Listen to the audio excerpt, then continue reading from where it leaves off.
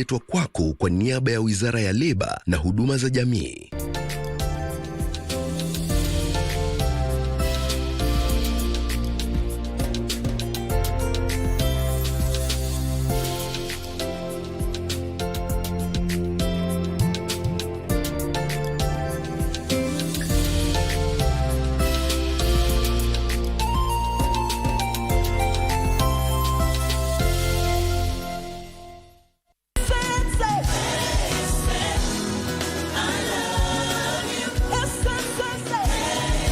When we look at a generation and some people, especially the boy child, I believe there's something that we need to check out. Like you rightfully said, a lot of us have disqualified ourselves in spaces God has been preparing us for. It kind of shapes and puts a perception of mediocrity. I said to myself, my experiences are my uniqueness. Yeah. That's my journey and that's my voice.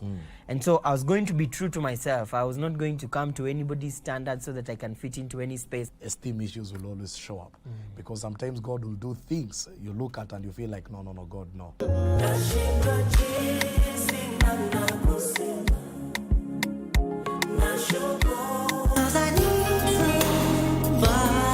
From being childhood friends to high school lovers and now lifelong friends. So he wrote to me a letter. Yeah, of suggesting. So when he wrote to me, I said, okay, let us pray about it. When we went there, as we were coming together, the two of us, I told her on the way. Okay. He asked, what about my letter? What about my letter? And that was her worry. She said that you are leaving a job which is well paid and you are now joining the ministry. What will happen to us as a family? Yeah. We quarrel, we disagree a lot. But we come down and we forgive ourselves. And we pray and God helps us to heal.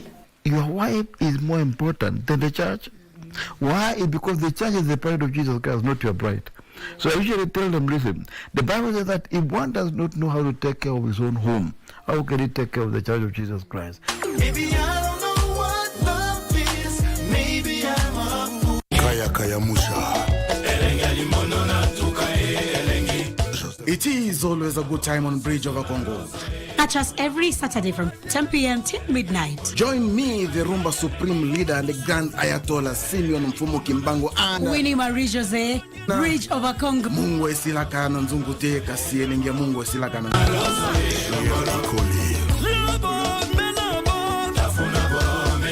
Chumvi huyeyuka chunguni lakini ladha yake hubakia.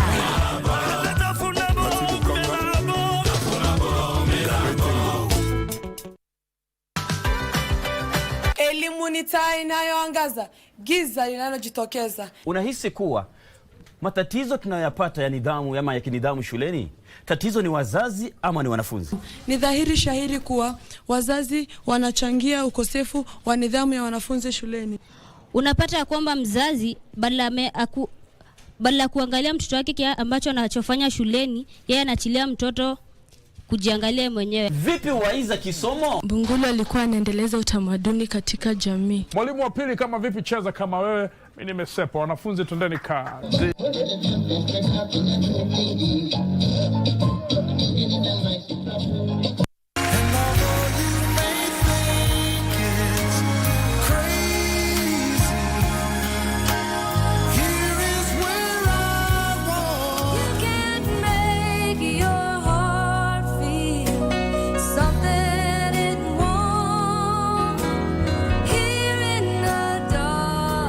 And 1,000 sensations seduce me 'cause I do cherish you. She's a sparrow when she's broke.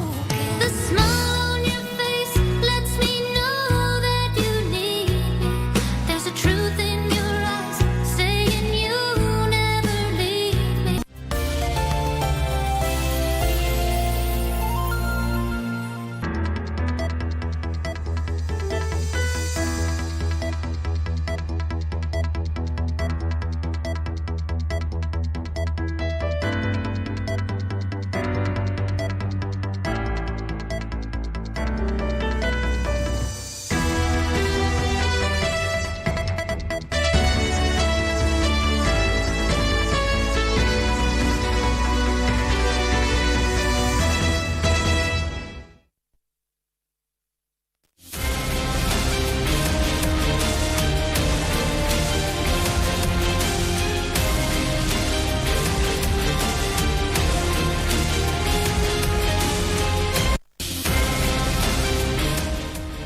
evening and welcome to Easy Friday, your ultimate weekend starter. My name is Caren Kibbett. Now tonight we bring you the biggest stories making headlines across the globe, from the latest in business, finance, to all the action in the world of sports. Stay with us for the insightful analysis, exclusive interviews, and everything you need to know as we wrap up the week. Let's get started. Here are the highlights.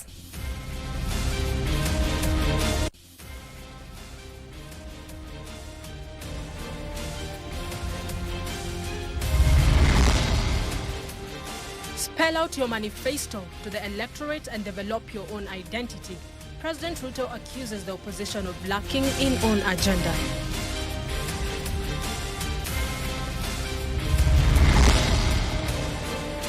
The flexing of muscles.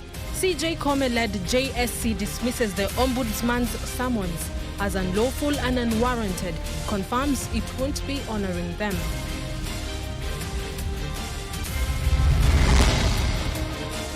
Is the Orange Democratic Movement a pro-people party or a government collaborator? The big question as ODM marks its 20th anniversary. And a cry from the wards. Faith-based hospitals ask the government to clear 2.5 billion shillings owed to them from the defunct NHIF.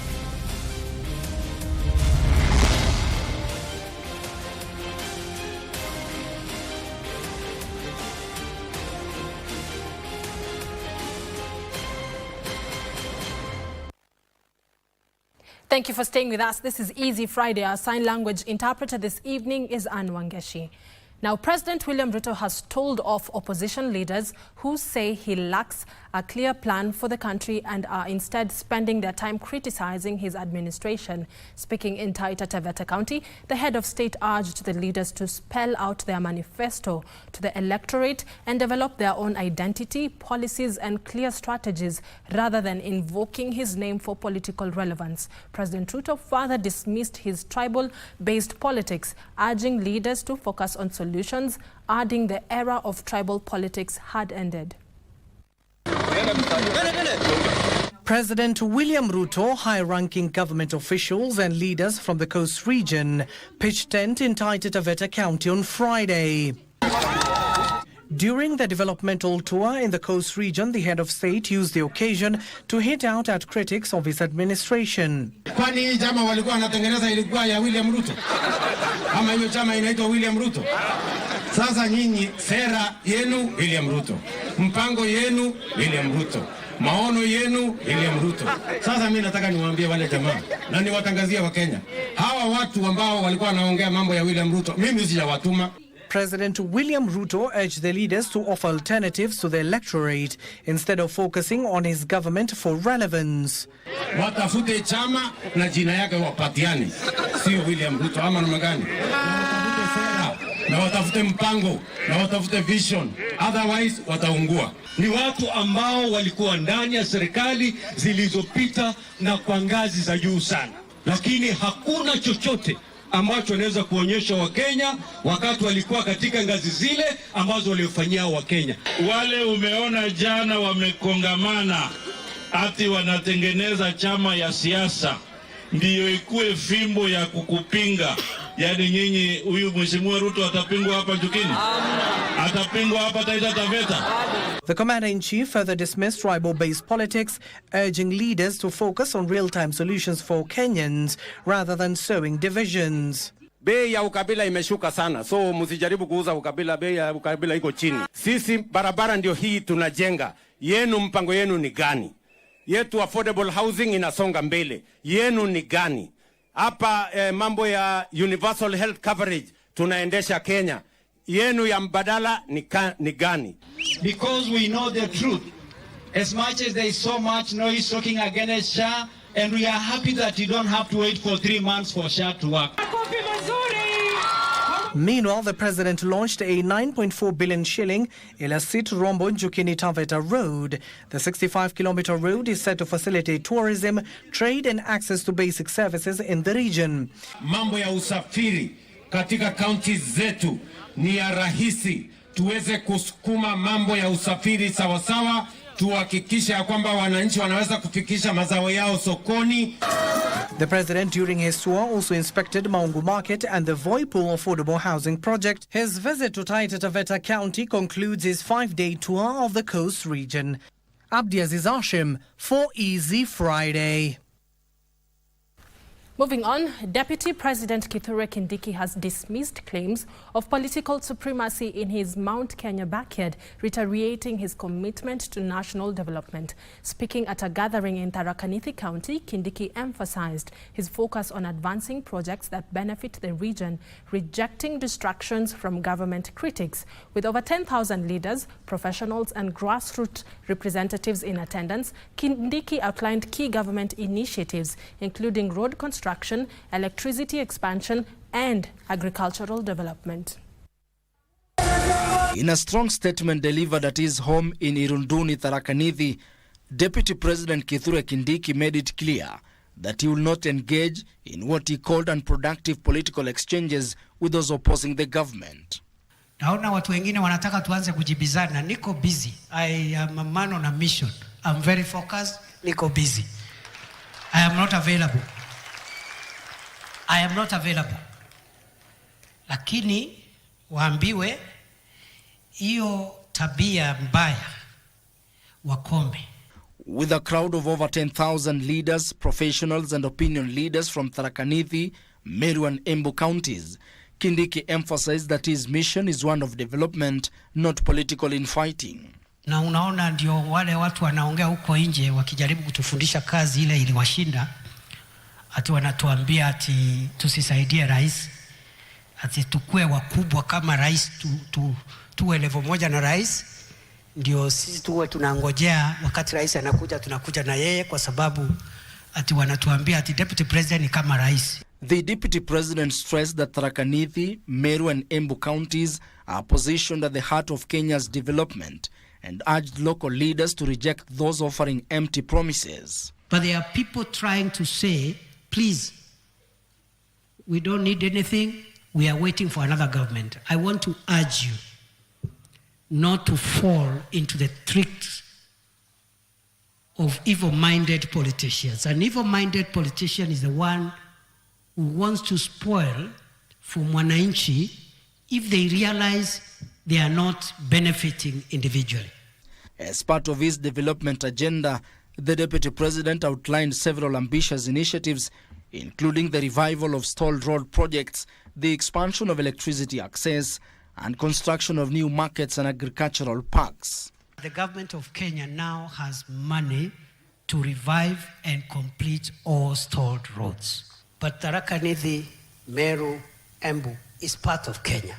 And therefore, we will go out of our way to make sure that this region and the rest of the regions of Kenya get maximum development from this administration.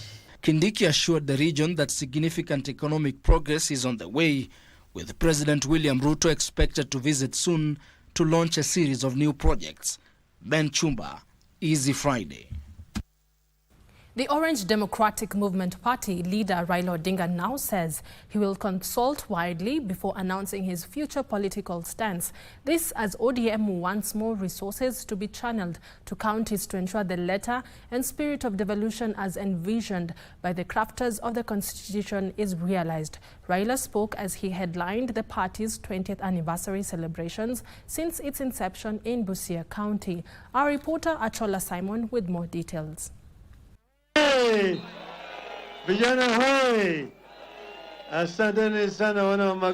years into the murky field that is the political arena in the country, the Orange Democratic Movement is promising a more vibrant, strategic and consultative party going forward. So I ask all members of ODM, we must never lose our identity as a progressive movement. Kwa hivyo ile kitu ambayo mimi nataka kuomba tuendelee na huo msimamo, kwa sababu Wakenya wengi wanategemea chama hiki kukomboa taifa. Na sisi tutahakikisha vile sasa baba huko, tutahakikisha ya kwamba chama chetu imeendelea kuwa na nguvu mingi. Tutahakikisha ya kwamba chama chetu imekuwa chama ambayo inaaminika na chama ambayo itaendelea kwa msingi ambayo wananchi wanataka. This amid growing concern that the once pro-people party is becoming more of a collaborator than its hitherto reform and pro-people based party. Hawa ndugu zetu wanasema wanakuamini Baba Raila Amolo Odinga kwamba uamuzi ambao utachukua kwa ajili ya mustakabali wa chama hiki utakuwa ni uamuzi ambao utakuwa in the best interest of the Orange Democratic Movement and in the best interest of the people of Kenya. Na leo hii baba, mimi najua unafanya consultation. Mimi nakuomba uendelee kufanya consultation, ufanye consultation. Mahali siku ile utasimama useme basi twende hivi. Hivyo ndio Kenya yote ambaye itakufuata. Mimi nimepima na tumetembea na wewe hii miaka 20.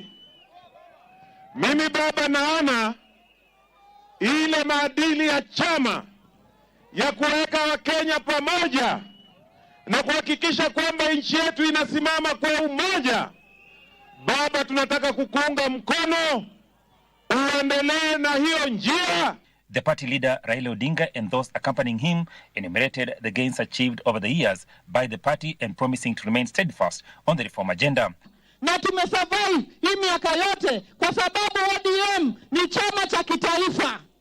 Kwa hivyo watu ambao wanaunda machama, ensure your party is a national party ambayo inatoka Mandera, Nyandarua, Todonyongo, kwa Turukana mpaka hapa Busia. Si kama wazee wa ODM tumeshafanya maneno mengi, lakini nyinyi kama vijana miaka 20 iko mbele, nyinyi mtafanya nini chama cha ODM na watu wa Kenya? Itikadi ya ODM ni kuangalia maslahi ya msingi ya wananchi wote. Raila also wants more resources channeled to the devolved units as envisioned by the crafters of the constitution. Raila once again kept the nation guessing on the already open secret of his next political move.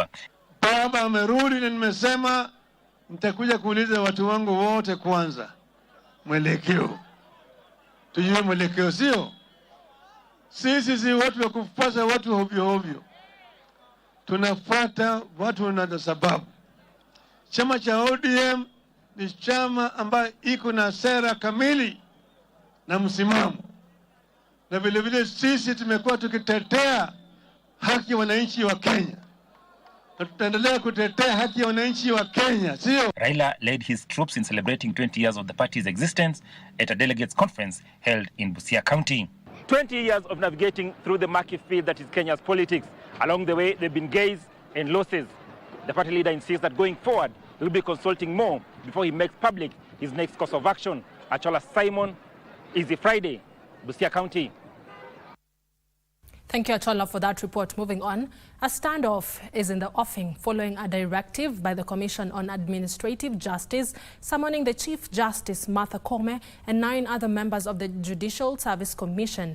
In an unprecedented move, the ombudsman wants the judicial body to explain its failure to publish and publicize resolved and pending complaints against judicial officers. Further, the Commission is warning if they fail to comply, they will slap them with a $500,000 shilling fine or jail time of up to 2 years. The controversy stoking the judiciary over the conduct of judges and magistrates is far from over. Despite a temporary reprieve by the High Court for judges of the Supreme Court, led by Chief Justice Martha Koome, that barred the Judicial Service Commission from processing complaints against them, the Commission on Administrative Justice, in an unprecedented move, has thrown yet another spanner into the works. The Ombudsman, in what appears to be a flex of muscles, has summoned Koome, who chairs the Commission, the Vice Chair Isaac Ruto, Attorney General Dorcas Odiwuor, Judges Mohamed Ibrahim, Fatuma Sichale, Anthony Mrima, Magistrates Evelyn Oluande, as well as Commissioners Omwanza Ombati, Carolina Juoga and Jacqueline Ngutia, to appear before the Commission on the 24th and 25th of March. This decision was not taken lightly. The Commission reaffirms its unflinching resolve to deal firmly and fairly to public and state officers who disobey its directives in the performance of their constitutional mandate. We will not hesitate to call out any impunity or utadu attitude on the part of such officers. The letters of summons signed by the Ombudsman Chair, Charles Dulo, has 3 counts, all bordering on the failure by the Judicial Service Commission to comply to a directive to publish and publicize resolved and pending complaints against judicial officers. Article 10 of the Constitution requires the judiciary, like any other state organ, to apply and promote the national values and the principles of governance, including good governance, integrity, transparency, and accountability. CAJ says it has received 700 complaints of maladministration against judicial officers. It's not that the 700 complaints relate to 700 judges or judicial officers. Some could have 1 or 2, but they relate to various aspects of maladministration, delaying in judgment. And sometimes some of them are not necessarily against a judicial officer, they are against a delay in issuing dates. The Ombudsman warns that failure to comply with the summons will attract stiff penalties for the 10 commissioners. In the unlikely event that they don't comply, the notice we have sent out clearly spells out that if they fail to comply, they would be fined 500,000 or imprisonment to a term not exceeding 2 years, both. CAJ, however, declined to comment on the orders issued by the High Court, barring JSC from processing complaints against Supreme Court judges and how that ruling could impact the summons. John Jacob Curia, Easy Friday. And in response, the Judicial Service Commission rubbished the summons by the Commission on Administrative Justice, terming it as unlawful and unwarranted. In a statement this evening, JSC accuses the Ombudsman of resorting to threats and intimidation instead of engaging in constructive dialogue. In the statement signed by the Secretary to the Commission, Winfrida Mokaya, the Martha Koome-led Commission says CAJ has no legal authority to summon, oversee or direct an independent constitutional commission, asserting that it will not honor the summons. JSC has hinted at going to court to not only challenge the summons, but to also stop the CAJ from further encroachment on its constitutional authority. Now, moving on, religious leaders are calling on the government to settle the over 2.5 billion shillings owed to faith-based hospitals across the country through the defunct National Health Insurance Health Fund. According to the religious leaders, the situation has worsened with the transition to the Social Health Authority. Archbishop of Nyeri, Anthony Muheria, says the government has failed to clear debts accumulated over the last 4 years, leaving hospitals in financial distress. The Archbishop warned that the debts were crippling healthcare services. He spoke in Mombasa during the launch of the 2025 National Lantern Campaign. As Catholic bishops, we are still very unhappy that our hospitals, which serve mainly the underprivileged, are ground in because the government is not keeping its promises to remit funds owed to them.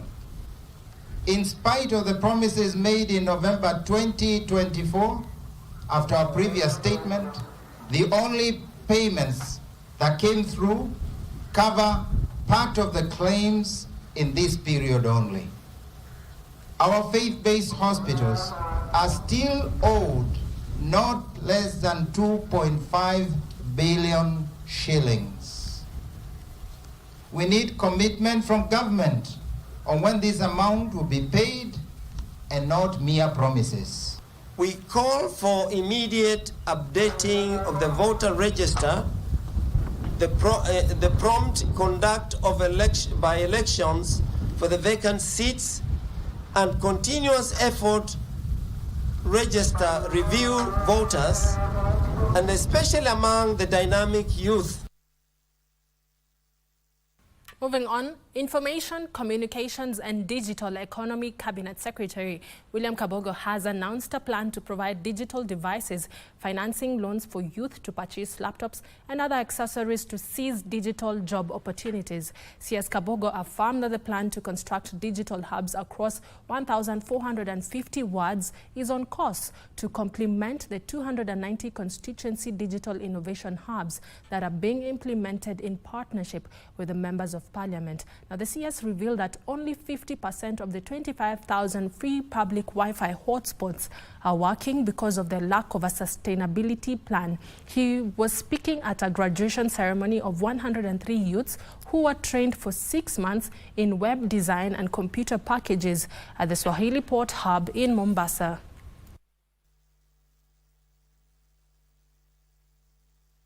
It's important to give credit where it's due. This is a fantastic project where government has given 50 computers that are in full use, not even enough, and that's why we have said we shall add another 50. Then we shall use this place as a center of training so that this idea can be replicated by Kenyans themselves, and government will offer machine loans so that you can come, graduate here, go to your peers in the village, wherever it is that you come from. You don't need to migrate to the city.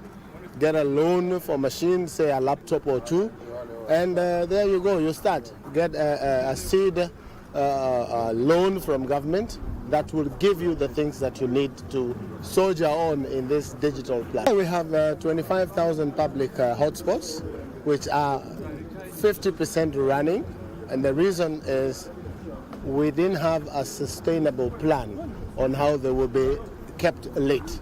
And we are now discussing as a ministry on how Kenyans themselves, the young boys and girls, will take over these hotspots and run them themselves for a small fee of about 5 shillings so that they can be lit and continuously be working. To collaborate and be able to work together in creating an enabling environment for young people, number one, to be able to better their lives, seek for job opportunities, and to participate in the building of our...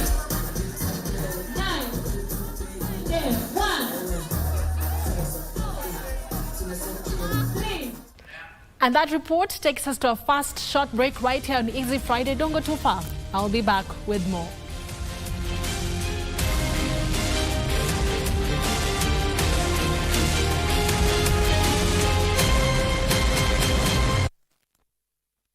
Kupitia star 570 hash tunakupa nafasi ya kuchomoka na this beautiful Mazda Demio. Enjoy a beautiful, clean, semi-leather interior, low mileage, fuel-efficient 1300cc engine, great for personal use and business. Ukitaka kujishindia gari hii, kucheza ni rahisi sana. Chukua simu yako, bonyeza star 570 hash, chagua option 3. And for only 35 shillings, hii gari inaweza kuwa yako. Kumbuka kucheza mara kadhaa because the more you play, the higher chances of wewe kuwa mshindi. Mungu ni mwema, asante Mungu. Ile nitakuwa naendesha hivi. Dial star 570 hash and make this dream car yours.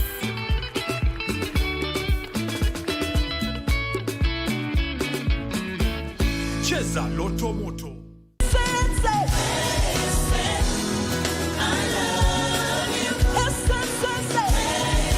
When we look at a generation and some people, especially the boy child, I believe there's something that we need to check out. Like you rightfully said, a lot of us have disqualified ourselves in spaces God has been preparing us for. It kind of shapes and puts a perception of mediocrity. I said to myself, my experiences are my uniqueness. Yeah. That's my journey and that's my voice. And so I was going to be true to myself. I was not going to come to anybody's standard so that I can fit into any space. Esteem issues will always show up because sometimes God will do things you look at and you feel like, no, God, no.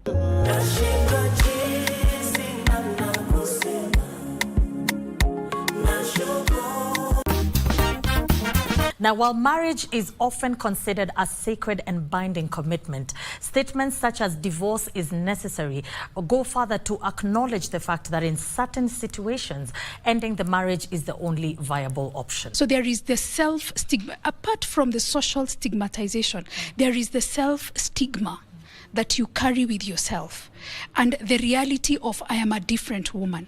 There is the pain of losing a partner. I remember going to a judge's chamber, and she looked at me and she's like, "Are you serious about what you're doing?" And I'm like, I have waited for 4 years. You're asking me if I'm serious? Are you for real? First, the immediate things are the things that come to fore. Am I running with my children? Am I leaving my children? And by the way, it's not bad to leave children. No, as long as they are safe. Again, the famous book, which again, with insight, it's actually a very good book in the Bible, Proverbs 31, Woman. Yes. You know, and I'm not going to lie, I couldn't read that book because the society around me was like, you're not like this, you're not this, you're this. You know, Proverbs woman wakes up in the morning, Proverbs 31 woman, the husband is proud of her, and you're thinking, oops. Sasa hawajasema kuhusu kutibu. So hiyo ni kingine kanatokea? Yeah, kingine kanatokea. So ziko 4 plus 8 itakuwa 5. Kukula, hawezi kula kitu yenye ni ngumu. Lazima mtafutie kitu ni nyepesi. Akikula kitu ngumu anasikia maumivu. Sasa zingine hata ana nose bleed. Naweza waba mtusaidie. Juu tumepitia mengi, hatuna pesa, zimeisha juu ya clinic. Kama ni haja kubwa ama ndogo, nampeleka, alafu anakuja hapa. Hawezi tembea.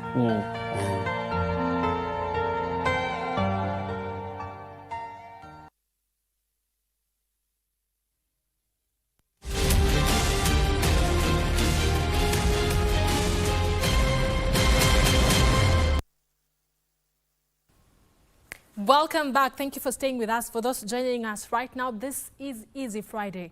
We proceed. 3 people have lost their lives, while 1 person was critically injured in a grisly road accident along Meru-Nanyuki Highway. This is after the driver of a trailer that was ferrying another truck lost control and fell at Maili Saba area. Now, according to witnesses, the accident is attributed to the steep slope that runs all the way from Subukia Junction to the accident scene. Area residents are now calling on the government to declare the area as a black spot, noting there has been a number of accidents reported there. The injured were rushed to Isiolo Referral Hospital for treatment. Wananchi walikuja mapema na tukaondoa. Tukatoa wale watu tuliweza, hao wengine wamelaliwa.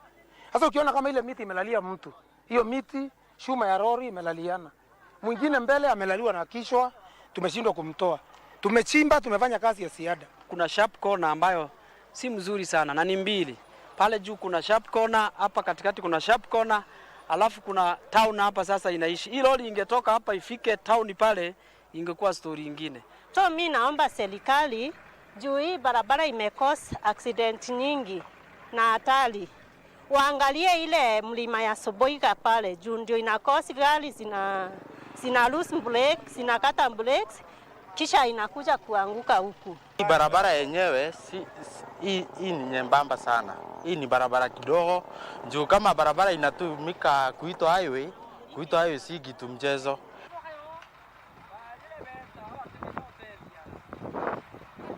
Kenyan Muslims will join Muslims around the world in observing the holy month of Ramadan.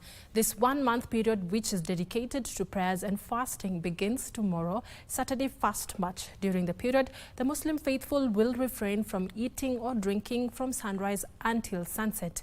In Nairobi, after Friday prayers, leaders in various mosques appealed to Muslim faithful to help the underprivileged families with essential food to ensure they observe the holy month with dignity. As Muslims around the world prepare to begin fasting from dawn to dusk to mark the holy month of Ramadan, which begins tomorrow, Kenyan Muslims will join their counterparts around the world in observing the annual holy month. This evening, the evening of Friday, we will be sighting the moon. If the moon is sighted, then tomorrow will be 1st Ramadan 2025, inshaAllah ta'ala. If not, then tomorrow we'll be completing 30th Sha'ban, and then Ramadan will be starting on Sunday. During the 30 days of the holy month, Faithful will have to abstain from all forms of food during the daylight hours and break their fast at sunset. Here in Nairobi County, after Friday prayers, leaders in various mosques appealed to Muslim faithful to help the underprivileged families with essential food to ensure they observe the holy month in dignity. Inahitajika utoe sadaka na ufuturishe masikini. Kama kuna masikini, haki inahitajika kuwafuturisha ni hao wafungwa ambaye wamefungwa na hawezi kutoka kujitafutia. We are requesting all the well-wishers to do this, to assist those. We need only the, food. The leaders noted extending a helping hand and generosity to those in need will ensure thousands of families can enjoy meals throughout the Ramadan. Remember those less fortunate in the society so that we can all appreciate and enjoy our Ramadan, inshallah. Hata kama hatuwezi kukamilisha, lakini ingawa tuangalie kama watapata usaidizi kwa hiyo mwezi. The holy period is set to end around the 30th of March, with the celebratory days of Eid al-Fitr estimated to start around the same time, with a possible difference of a couple of days. Now, business across Baringo County markets is fast regaining life thanks to the peace the North Rift region currently enjoys, courtesy of our multi-agency security operation Maliza Uhalifu that started in 2023, comprising the Kenya Defence Forces and the National Police Service, among others. Our reporter Yusuf Farah visited the North Rift and filed a 3-part series, Securing the North Rift, which begins tonight. Listen in. The sun is up in county number 30. And so is Nginyan Market in Baringo County. Business is booming, with livestock owners drawn from within the county and beyond streaming in here in search of their daily bread. This market rakes in millions a day, and at the heart of the smooth run of its operations is the peace the traders enjoy. They credit this to the Operation Maliza Uhalifu, a multi-agency operation seeking to rid Baringo, Laikipia, Elgeyo Marakwet, Marsabit, West Pokot and Samburu of criminal elements. So how does peace play a catalyst for business growth? Hapa ndio soko kubwa ambapo wakikuja watu wote wananunua chakula mingi. So walipata hasara. Kwa saa hii wanauza jioni, wanaenda bila kurudisha hata nyanya moja. Mbuzi ni karibu 10,000 sasa hivi. Ng'ombe pia ni karibu 1,100 ama 90. Lakini wakati soko ilifungwa, unauza ng'ombe hata 10,000 peke yake. Mbuzi hata ni chini ya 3,000. The market hasn't, however, always been like this. Early last year, it was closed for 3 months after experiencing an insecurity surge. Kama mwaka jana baka nimepigwa, hata gari yangu yote imevunjwa, mimi mwenyewe nimeumia huko town ya Marigat. Nimenyang'anya mbuzi lori mzima. Nimeshukishiwa, hii nimekosa hiyo. Mambo ikiumana tunaogopa hiyo maneno, sasa tukikumbuka tunakaa Nairobi. Maana bila amani hakuna movement. Bila amani hakuna development. Bila amani investors hawezi kuja. Thanks to the multi-agency operation with the Kenya Defence Forces at the heart of it, peace is becoming the norm here, something the locals say is a step in the right direction. In a day, tunauza mbuzi around 15,000 katika soko hii peke yake. Ng'ombe tunauza around 5,000 katika soko hii peke yake. Na hawa mbuzi ama ng'ombe ni ni wanyama ambao wanauzwa Kenya mzima. Wakitoka hapa utaona wanabebwa na malori, wanakatiwa cess na county government. With the multi-agency security operation in this area already registering huge success, the traders in this market are hopeful that more investors will come to this place, invest in the business, and the area will remain secure for their operations. Luruk and Koloa markets, also located in Baringo County, are witnessing relative growth thanks to the National Police Service-led multi-agency operation. Accessing the neighboring Lomelo village in Turkana County forces one to use the Kibbett bridge, which has in the past been looked at as a hotbed of insecurity and has been rendered as almost impossible. The advance team here is on a high alert, combing the area for any signs of abnormality.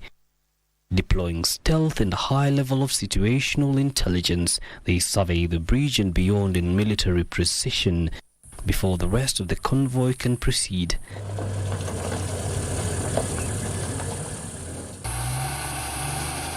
Once the green light is given, the journey resumes and before long beckons Lomelo village, where the scenic activities take place. Food is distributed, medicine is given, and water jerrycans refilled. Major Yusuf Sora of the Chesapeake Forward Operating Base tells of the reasons behind this kind gesture. When they come closer to us, then we are able to access them and they are able to access us. Through that interaction, we are also to get some information, and we've been able to intercept so many criminal activities through such interactions. We have been able to conduct medical outreaches. We have held peace forums with the community. We have held peace forums with the elders. We have held drugs and substance sessions with the community members. It's ultimately through such initiatives that the locals enjoy a peaceful coexistence, with many lauding the multi-agency security team for a job well done. They are, however, petitioning the national and county governments to boost peace efforts. Shida yetu kujengea shule, kuchimbia damu, kutafutia chakula, kutafutia dawa, hiyo peke yake ndio nataka. Last month, we supplied a lot of food to these people. This month, we are also going to receive another food, and yet have another food in the store. Feeding program for schools, they have already received food. Going forward, I'm sure we are going to succeed, and no more of this bloodshed we have been seeing before. The story of banditry here is now at its conclusion, with fewer incidents of crime being reported. The KDF teams pledging to keep preaching the peace and collaborate with state and non-state actors alike to ensure the operation succeeds. Yusufar reporting for Easy Friday. Beautiful report, Yusuf Farah, executed with military precision. We definitely can't wait for the second part of the three-part series. Moving on, a Nairobi court has extended an order barring the Kenya Hospital Association Board from incurring huge expenses pending a court hearing next month. Justice Peter Mulwa issued the directive following an application by a petitioner, Samuel Mithamo, who through his lawyer Nelson Harvey questioned the validity of resolutions made during the association's annual general meeting held on December 4th, 2024. The court will deliver a verdict on 13th March on a preliminary objection by the hospital. A Milimani High Court Friday barred the Kenya Hospital Association Board from incurring huge expenditures on behalf of the board, pending a court hearing scheduled for 13th March. The court had been informed unchecked expenditures by the board could pose a risk as the case is ongoing. The board, which will have otherwise instituted action, cannot do so because it is complicit. However, the hospital's management has challenged the order, arguing it was issued ex parte, denying them an opportunity to present their case, claiming the directives has brought hospital operations to a standstill. My lord, the suit has not been brought in good faith at all. It is apparent that the orders sought only seek to cripple and destabilize the hospital. It is to no one's benefit. Justice Peter Mulwa is expected to deliver his ruling next month. Elsewhere, in Kilifi, a fraud case involving two Italians took a twist after the investigating officer Phoenix Oduya alleged that the defense counsel Kinyua Kamundi attempted to bribe him. Oduya told the court that Kamundi persistently offered him a brown envelope and sought to have a duplicate case file transferred to Nairobi. Your Honor, I further took it to myself and wrote to him a message telling him to desist.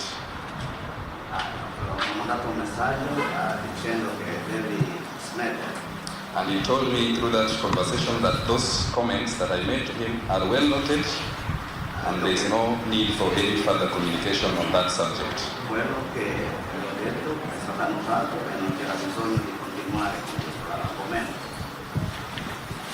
That is my concern, Your Honor, because that is meeting and interfering with witnesses.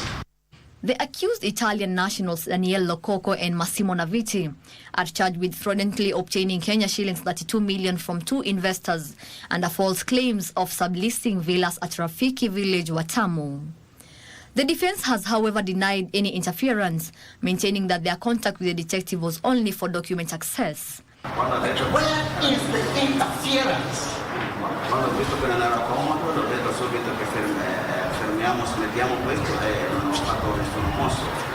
If he's worried about the complaints to ESCC against him and his bosses, if he's worried about these other complaints to the internal affairs, that is going to be addressed out there, not a witness interference.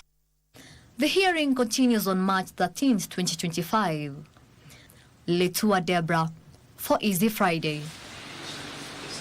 Thank you, Deborah, for that report. Labour Cabinet Secretary Alfred Mutua has continued to defend the government's labour export program as a key initiative aimed at reducing the rising trend on unemployment in the country. Mutua has at the same time challenged the youth to embrace technical skills relevant to the current job market. Details of this and more in our County News Roundup.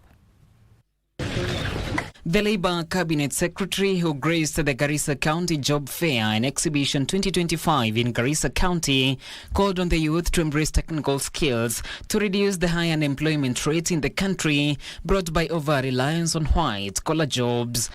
Kazi ya ofisi iliisha. Sasa ni kazi ya mkono. Dunia inataka electrician. Dunia inataka plumbers. Dunia inataka watu wa kujenga. Meanwhile, Baringo County has once again been plunged into mourning following the demise of former Baringo East Member of Parliament Willie Rotich Kamuren. Rotich served as the first Member of Parliament of the now Tiati constituency in the period between 1963 to 1969 on a Kadu ticket. And the late Baringo County Senator William Cheptumo will be laid to rest tomorrow at his Toinuyo village in Baringo North constituency. Preparations for the final send-off of the 57-year-old senator were in top gear at Arap Moi Secondary School in Bartaba Ward, where over 15 cows and 20 goats have been slaughtered in honor of the late Cheptumo's hard work across the county. Tunauliza watu wetu wa hapa Bartabwa specifically and Baringo in general to make haste and be early so that we can give a warm reception to our visitors who shall be coming from Nairobi, including the colleagues of the late senator, the members of parliament. Elsewhere, Lodwar market traders have faulted the Turkana County government of failure to provide essential facilities in the market, such as toilets, water and electricity, which has adversely affected business in the area. Choo bado imefungwa na makafuli ya contractor. Hii choo ilijengwa bila septic, hii choo haina maji, na hii choo haina stima. Tafadhali sana serikali yetu ya county kupitia Ministry ya Municipality. Sisi ndio tunatoa ushuru ya kila siku na tunatoa ushuru nyingi zaidi. Tafadhali tunaomba mkuje mtufungulie choo. And a family in Kabiego village in Elgeyo Marakwet County is desperately searching for their kin who mysteriously disappeared 2 weeks ago. According to the family, the 48-years-old Simeon Chiboi was serving as a doctor at the Iten hospital before he went missing. Akimbia kwa polisi apeane report, alafu tuone kama atarudi jioni ama itakuwa namna gani.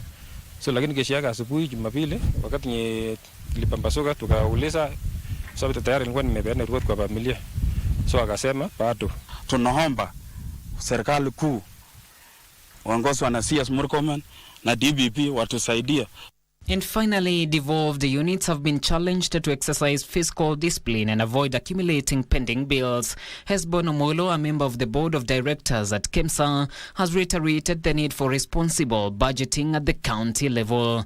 You also need to ensure that you budget responsibly so that the challenges that our business community are crying of in relation to either bills not being settled, becomes a thing of the past. So we budget responsibly, then you will not have the challenge of pending bills. John Kahiro, Easy Friday.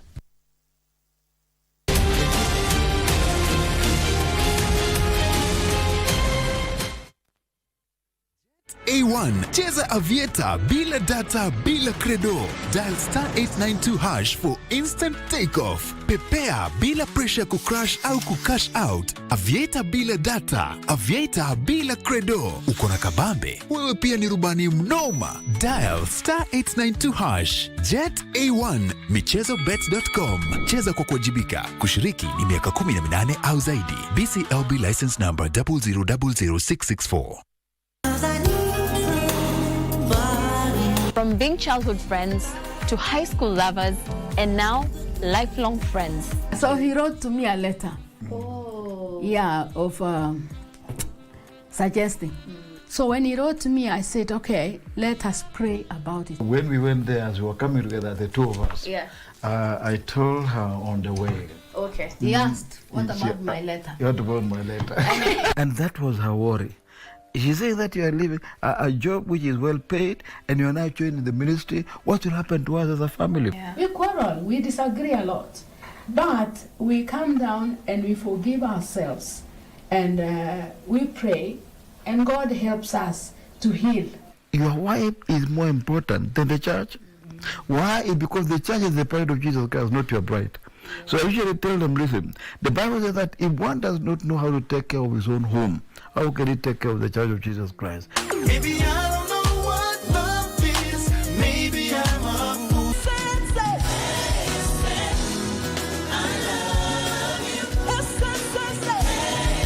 When we look at a generation and some people, especially the boy child, I believe there's something that we need to check out. Like you rightfully said, a lot of us have disqualified ourselves in spaces God has been preparing us for. It kind of shapes and puts a perception of mediocrity. I said to myself, my experiences are my uniqueness. Yeah. That's my journey and that's my voice.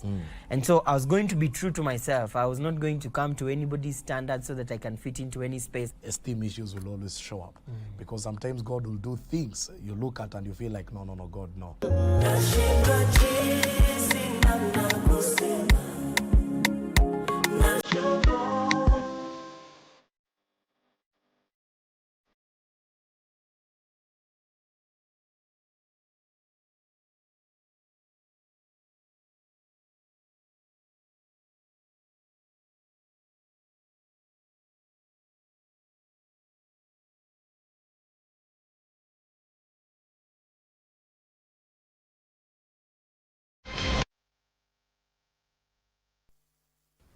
Welcome back to Easy Friday. Thank you for staying with us. Now, how well are public entities expected to address arising big money disputes? This week, keyboard warriors cleared heaps and heaps of popcorns as they watched and reacted to the garbage drama playing out in Kenya's capital city. What about Kimani Ichung'wah's finding himself in a not-so-familiar territory? Bit by bit, keyboard warriors expressed themselves in the best way they know how to. Here now is the Savage Netizens with Tess.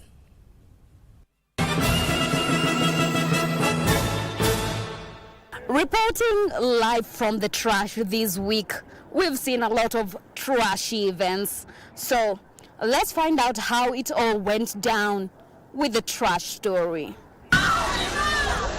Tit for tat, blackout for garbage. What a week this was. A fairly rough week of garbage drama featuring the county government of Nairobi versus the Kenya Power. These two public entities decided to wash and hang their dirty linen in public in a typical show of an eye for an eye. Indeed, solving disputes has never been this involving and evolving. For sure, these are interesting times to be alive. Nakwambia upuzi ambao uko Kenya ni mwingi sana. German lady with an outburst, this is rubbish. Dull for the love of violence. Siwapigane mangumi. I don't want peace. I want problems always. Mamake, uzuri ni wao tu watakuja kuokota na waoshe. Failure. Failure. Mama Bear, this is pettiness in the next level. Superhero ending the matter. Hii ni mambo ya familia, hatufai kuingilia.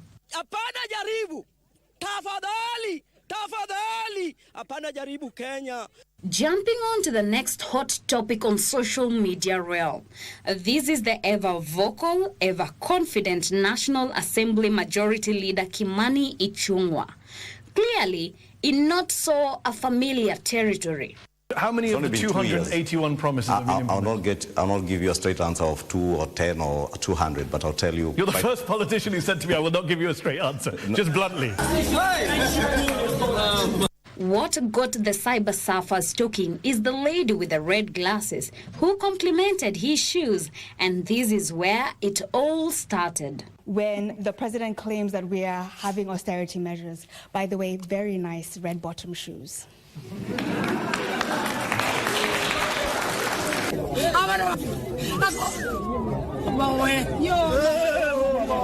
But give me a second to have his back. Seriously, why are we discussing matters to do with abductions that are not a key priority? Let's delve into the shoe game. The people may optional,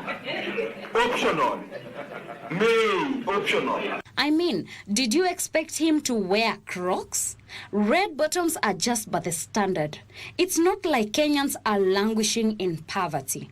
I mean, what is accountability when we can pride ourselves in our political leaders having an expensive sense of fashion? As if coming from a third world country is a condemnation that you can't wear Christian Louboutin. Kiatu ya pesa kidogo kama 110,000 ni kitu ya kujamia mtu surely. I'm not sorry. I'm not sorry. Tugi, ala, kwani kuna Louboutins za wanaume? Every day I learn something new. Tugi, you can't be this clueless. What are you saying? What are you saying? What is he saying? Well, peacekeeping mission done. How about a bit of a jam?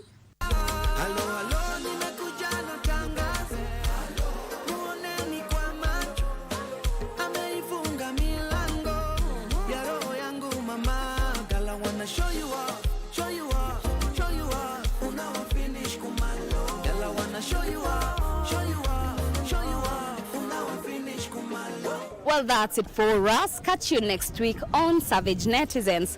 For Easy Friday, I am Teresa Mutai.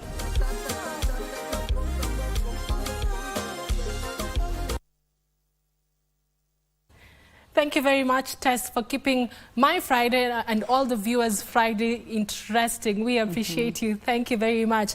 It's now time for the latest in the world of sports, and we are joined by our very own anchor. Time for business. Caren, what have I said? Did you know there were Louboutins for men, according to Tess? Interesting segment right there. Now we change gears to business news. And we start off with the day's news where Kenya's inflation hit a 5-month high in February, rising to 3.5% from 3.3% in January, according to the latest report by the Kenya National Bureau of Statistics. The rise was driven by the continued rise in food prices, including sugar and cooking oil, alongside increases in other goods and services. It's another tough month for Kenyan households as inflation continues to climb. The latest Consumer Price Index report shows that inflation stood at 3.5% in February, up from 3.3% in January.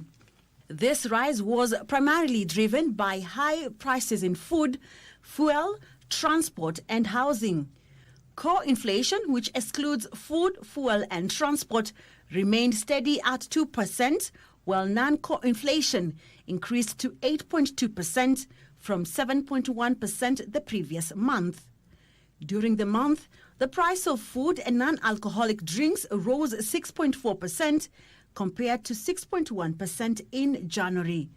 Among the key food items, sugar prices increased by 3.2%, cooking oil by 1.6%, while beef and goat meat rose by 0.2% each. Vegetables were also affected, with sukuma wiki prices rising by 0.5%, tomatoes by 1.3%, and onions by 1%. However, the cost of some staple foods declined. A 2-kilogram packet of maize flour dropped by 0.5%, while beans, potatoes, and cabbages fell by 0.5%, 1.8%, and 1.5% respectively. In the housing, water, electricity, and gas category, prices fell by 0.8% in February, compared to 1.6% drop in January. Meanwhile, non-food items such as miraa saw a sharp increase of 4.5%, while local flight fares surged by 4.8%. Despite some price drops, rising costs in key sectors continue to strain household budgets, making life more expensive for many Kenyans. The Communication Authority has earmarked 3.56 billion shillings for the fourth phase of deploying voice network infrastructure in remote villages across the country. The authority's Deputy Director, Paul Kiage, says Kenya has achieved 96.6% voice network coverage, reaching 548 remote villages over the past decade. 3.4% of Kenyan villages remain without voice network coverage. However, the government, through the telecommunications project which was rolled out in 2016, has seen the deployment of voice network infrastructure in remote villages, pushing coverage to 96.6%. Communications Authority's Deputy Director Paul Kiage says 3.56 billion shillings has been allocated to enhance coverage in the remaining 3.4%. You may ask why the variation, but it depends on the number of sub-locations being covered. And then some could be very remote, so it requires the investors who are building to build road, take care of their own security, movement of goods become a challenge. So you find putting up a mast, say in Othor, becomes more expensive than putting a mast in Milore. In the coastal region, CA has deployed voice infrastructure across 6 counties including Mombasa, Kwale, Kilifi and Tana River. Kutoka kitambo ilikuwa mambo na network tuko na shida. Lakini kwa saa hii tuko sawa, ukitaka kupiga simu juu ya watoto kama wako mbali shule. Kabla mnara kujengwa, tulikuwa tukipata tabu sana. Tulikuwa tupande juu ya mti ndo tupate network. Kiage says the current phase is in tendering stage and is set to cover 313 sub-locations. The cost of deployment for the first phase was 1.25 billion shillings, covering 76 sub-locations, while the second and third phases cost 2.1 billion shillings, cumulatively covering 169 sub-locations. Frederick Muki for Easy Friday. Now to the tourism sector, Kenya's conservation and wildlife research efforts have received a major boost with the opening of the Masai Mara Research Center within the expansive Masai Mara Game Reserve. Tourism and Wildlife Cabinet Secretary Rebecca Miano says the government is in the process of hiring ecologists and veterinary experts in a bid to strengthen wildlife research and conservation efforts in the Masai Mara. The center will offer courses on biodiversity, climate change, air pollution, sewerage water treatment, and species diversity, among other courses. The Masai Mara Game Reserve ecosystem is the most visited conservation area in Kenya. The ecosystem is a biodiversity hotspot with a high yielding of wildlife, making it a ripe ground for ecological research. However, after years of uncontrolled climate change and unplanned development, the world-famous game reserve is facing an existential threat.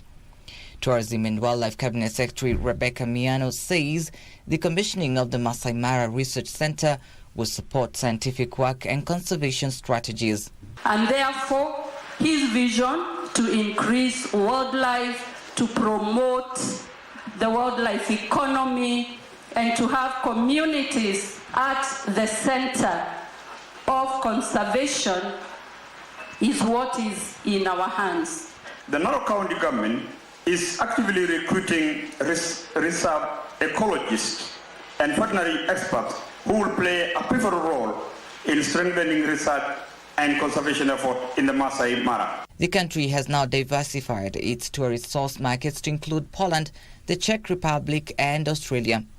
And therefore, the targets ahead, we anticipate that in 2025, we intend to have 3 million international visitors. The State Department for Wildlife says the stoppage of U.S. aid funding has affected conservation projects to the tune of 720 million shillings, but the government will work with all stakeholders to fill the funding gap. We must step in and help the budget deficits. At the landscape level, they cannot even pay rangers' salaries and food rations. So yesterday, we discussed with UNDP on trying to reallocate funds.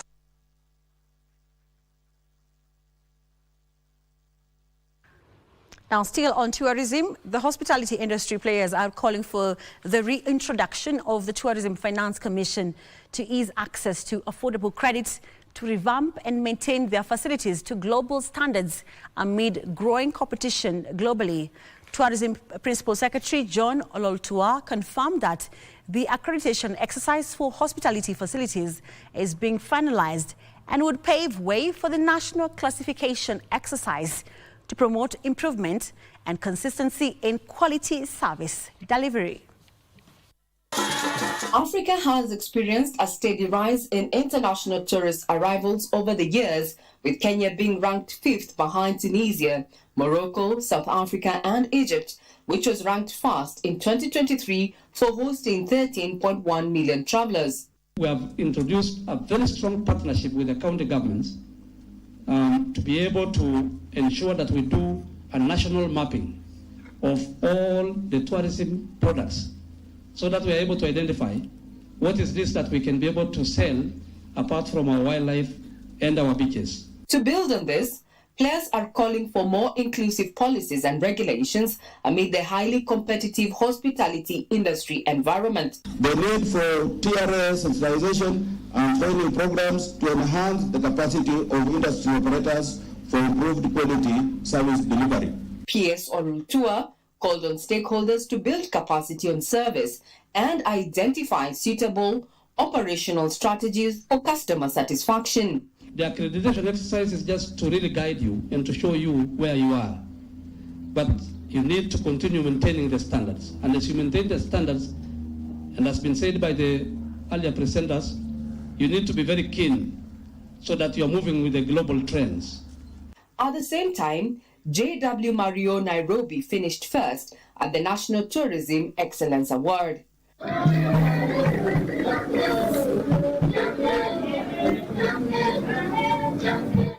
The National Tourism Excellence Award was launched in Mount Kenya region mid-last year, and the exercise has so far covered the Mount Kenya region, the North and South Rift region, Nyanza and Western Kenya, as well as the Greater Nairobi region. Currently, accreditation of facilities in the coastal Lower Eastern and Northeastern counties is in its final stages and will pave way for the national classification exercise. Regina Manyara, reporting for KBC Channel 1.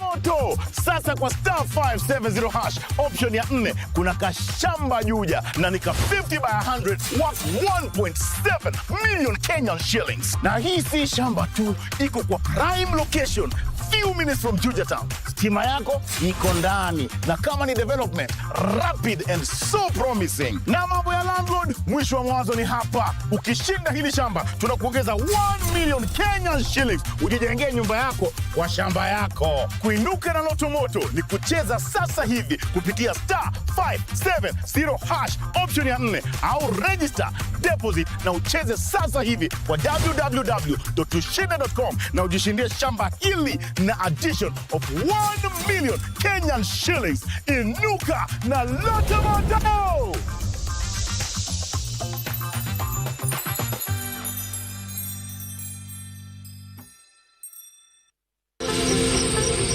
Wiki hii kwenye Mkulima tumejikita mizizi hapa Mathare, ambapo tumejitosa katika kilimo cha mboga na pia ufugaji wa mbuzi wa maziwa. After high school unapata hakuna opportunities hapa nje. Mume-enroll kwa colleges, mkitoka bado mnaangaliana hapa nje. So nakumbuka hiyo wakati tukiwa bado si wachanga, rais yule alikuwa wakati huo na alikuwa anahimiza kwamba vijana waweze create opportunities au wenyewe nao serikali itakuja kusupport. So hizo ndio ideas zenye tulika chini tukaona wacha tukue na kitu yetu yenye itatupeleka to the next level badala kutegemea saa yote tukililia serikali. Usikose kujumuika nasi siku ya Jumamosi saa 10:30 upate uhondo kamili. Jet A1, cheza aviator bila data, bila credo. Dial *892# for instant takeoff. Pepea bila pressure kucrash au kucash out. Aviator bila data, aviator bila credo. Uko na kabambe, wewe pia ni rubani mnoma. Dial *892#. Jet A1, michezobet.com. Cheza kwa kuwajibika. Kushiriki ni miaka 18 au zaidi. BCLB license number 0000664.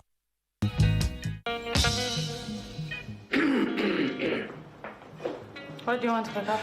Respect your elders, Bala. If you think that you're an elder, then act like one. I thought you said you had nothing to do with it. Of course, I always keep my word. It's going to end up very, very roughly for whoever was involved. Tunaenda na Jess. Hiyo mambo ya ujinga ya Jess unaleta hapa ya kufanya nini? Sina hata escort mzee. I trust you. Uko sure unataka iende hivyo? Msinya kidogo kabisa. You've been going after Kaikara for decades now. Kaikara is not going to stop, and neither am I. Kaende. Dan, Omena said, this is going to be a good day. I can feel it. Are you aware that your wife landed? Allah? Hujapata uhondo?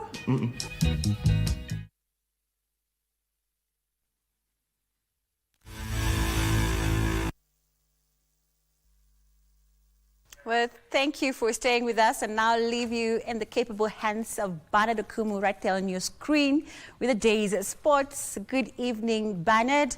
I take you through the day's sports as I leave the bulletin to you in your hands. Thank you so much, Nimo. It is indeed time for the sports. With me, Bernard Okumu. We begin with the national team, where the women's soccer team, Harambee Starlets, arrived back in the country last night from Tunisia, where they qualified for the final round of the 2026 Women's Africa Cup of Nations qualifiers. Now Kenya stand host Tunisia by 1-0 on Wednesday to secure a place in the second round of the qualification, where they are set to meet Gambia in a two-legged qualifier. Starlets will host Gambia, who hosted Niger 4-1 on aggregate on the 20th of October in the first leg, before traveling to the West African nation for the return fixture on the 28th of the same month. Kenya is bidding for its second appearance at the Women's Africa Cup of Nations after qualifying for the first time in 2016. We played well. We were more tactical than Tunisia, home and away. We only didn't get goals during the home match, but we are happy that we were able to get a goal, play well, put a spirited fight away.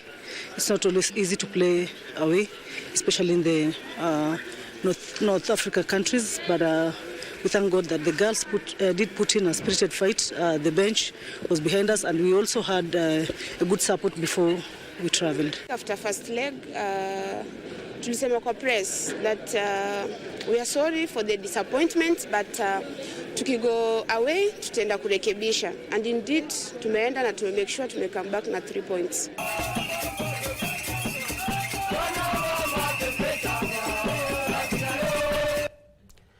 And well done to Beldino Demba. Charges, those are the hallmarks of a true coach who delivers under pressure. Meanwhile, to athletics, where the Commonwealth Games 100 meters champion Ferdinand Omanyala comfortably sailed through to the finals of the 100 meters men's race during the second Athletics Kenya Betika Track and Field Weekend meet in Thika Stadium as Africa's 20-kilometer race walking race holder Samuel Gadimba won the men's 10-kilometer walk. Gadhimba of Central, who is also the Africa Games silver medalist, won in 41 minutes, 44.7 seconds to beat the 2024 Africa Championship silver winner Harrison Wenyonyi of Police, who finished second ahead of Stephen Dangiri of KDF. The women's 10-kilometer race walk was won by Sylvia Jeron of Central Rift in 49 minutes, 56.7 seconds ahead of Mercy Nahumich of Nairobi and Naomi Jepkirui of KDF. Celestine Biwot led Dorothy Chepkoech of KDF to a 1-2 triumph in the 3,000-meter steeplechase in 10 minutes, 16.3 seconds as Anne Gadoni of Police claimed the third place. Another highlight of the day was the men's 100-meter semi-finals, which was easily won by the African record holder and Commonwealth champion Ferdinand Omanyala, as his wife Laventa Amutavi sailed through the qualifying heats of the women's race as well. Over 1,200 athletes are participating in the two-day event. After the Thika meeting, the competition will head to Mombasa before being hosted in Kisii County next month. This will lead up to the National Athletics Trials scheduled from the 4th to 15th of July to select the Kenyan team to the World Athletics Championships in Tokyo, Japan. And to volleyball now, where defending champions Kenya Pipeline maintained their perfect start in the CVB's on 5 Africa Women's Club Championship when they beat Prisons of Tanzania in 3 straight sets to register their second win at the Lugogo Indoor Arena in Kampala, Uganda. Kenya Pipeline proved too strong for Tanzania Prisons, winning the first set 25-14. Prisons put up a spirited fight in the second set, but Pipeline prevailed 25-20. Pipeline went on to dominate the third set, bagging 25-12. The defending champions opened their campaign in the tournament by defeating Deje Elite of Uganda in 3 straight sets. The tournament has attracted clubs from 12 African countries, among them Burundi, Egypt, South Sudan, Ethiopia, Djibouti, Eritrea, Somalia, Rwanda, Tanzania, and hosts Uganda. Meanwhile, Trailblazers rallied from behind to beat Equity Bank by 3 sets to 2 during the ongoing Kenya Volleyball Federation 4th leg men's league matches at Nyayo Gymnasium. In other results, GSU tightened their grip on the second position after beating Bezier to 3 straight to nil of 25-13, 25-14, and 25-14. Kenya Forest Service beat Kenya Army 3 sets to 0 of 26-24, 25-21, and 25-18.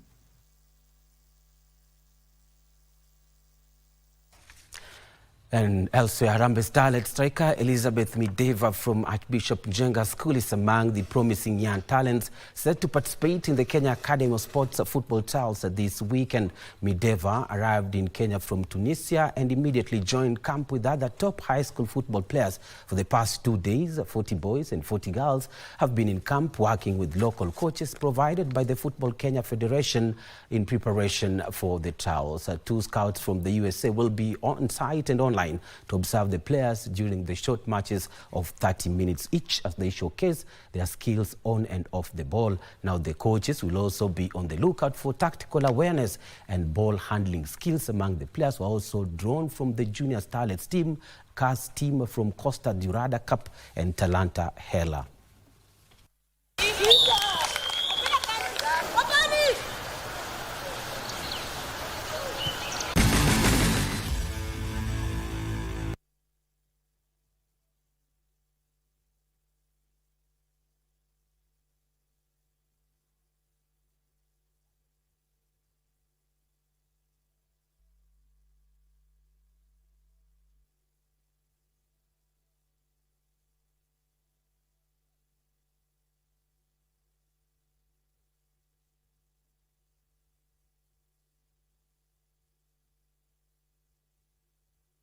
Well, and on that Kenya Academy of Sports Trials, where we bring a cap on Sports Today. Remember, that is a big weekend for the national women's team, the Lionesses Rugby, who are searching for a place in the next year's HSBC Sevens. They begin their campaign tomorrow in round 1 of the Challenger Series in South Africa. They face Samoa as well as Poland in their matches tomorrow. Thank you so much for watching. Back to Caren to bring the cap on Easy Friday. And Bernardo Kumu, enjoy the rest of your evening. Thank you very much, Okumu, for keeping us up to speed with the latest news-making headlines in the world of sports. Now, that brings us to the end of Easy Friday tonight. Thank you so much for staying with us as we wrapped up the week top stories in business, sports, and more. Our sign language interpreter this evening has been Anwan Ngeshi. Up next, DJ Cool Jacks takes over with Disco Funk Show. So stay tuned for good vibes and great music From all of us here at KBC Channel 1, have a fantastic weekend and a good night. I'm Caren Kibbett. Good night.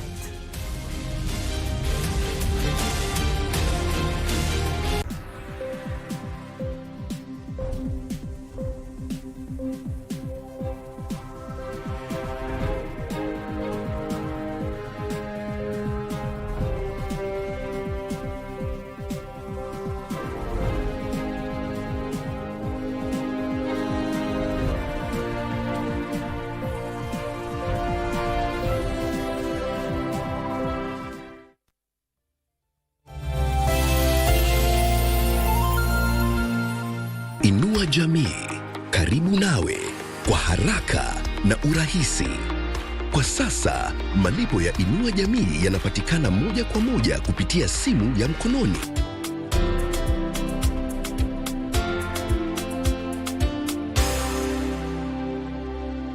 Ujumbe huu umeletwa kwako kwa niaba ya Wizara ya Leba na Huduma za Jamii. Kupitia star 570 hash, tunakupa nafasi ya kuchomoka na this beautiful Mazda Demio. Enjoy a beautiful, clean, semi-leather interior, low mileage, fuel-efficient 1300cc engine, great for personal use and business. Ukitaka kujishindia gari hii, kucheza ni rahisi sana. Chukua simu yako, bonyeza star 570 hash, chagua option 3. And for only 35 shillings, hii gari inaweza kuwa yako. Kumbuka kucheza mara kadhaa, because the more you play, the higher chances of wewe kuwa mshindi. Mungu ni mwema, asante Mungu. Ile ndio naendesha hivi. Dial star 570 hash and make this dream car yours.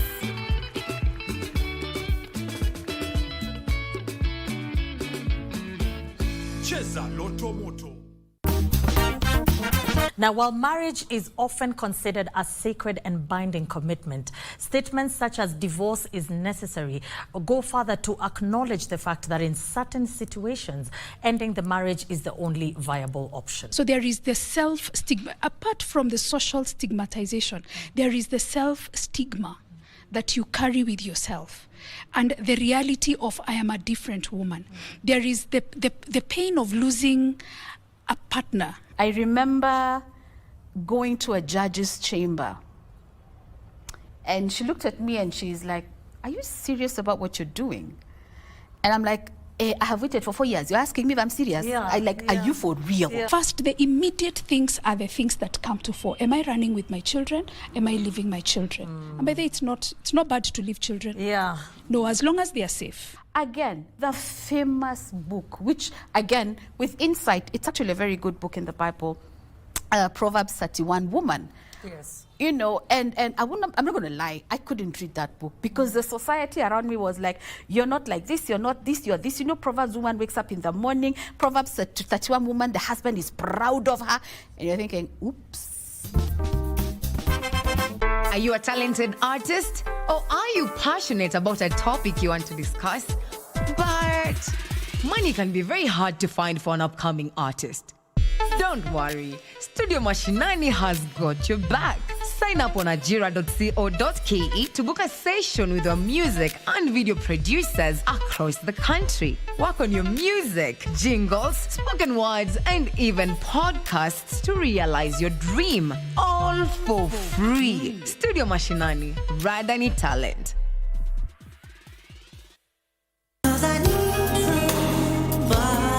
From being childhood friends to high school lovers and now lifelong friends. So he wrote to me a letter. Yeah, of suggesting. So when he wrote to me, I said, okay, let us pray about it. When we went there, as we were coming together, the two of us, I told her on the way. Okay. He asked, what about my letter? What about my letter? And that was her worry.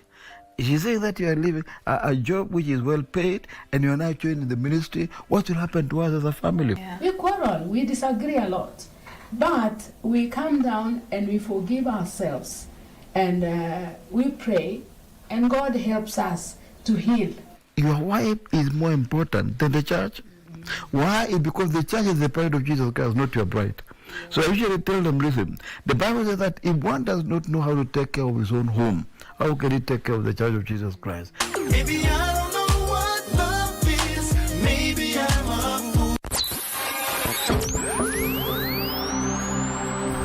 tunapowasha vifaa vyetu, tunapata fursa ya kutangamana na wasikilizaji wetu. Karibu sana thĩinĩ wa tabarĩra ya Rwiga. Tunapeperusha utangazaji uliobobea katika habari, nĩ ũndũ wa macio na mangĩ maingĩ, burudani, nĩ harĩa tũkoragwo tũkĩigua nyĩmbo mwaki nyĩmbo hot, na hamasisho la kiroho. Usiachwe nyuma. Jiunge nasi kwa safari ya kufana katika 99.5 FM. Solo FM.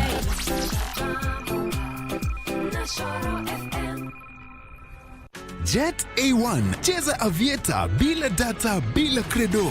Dial *892# for instant takeoff. Pepea bila pressure kucrash au kucash out. Avieta bila data, avieta bila credo. Uko na kabambe, wewe pia ni rubani mnoma. Dial *892#. Jet A1, michezobet.com.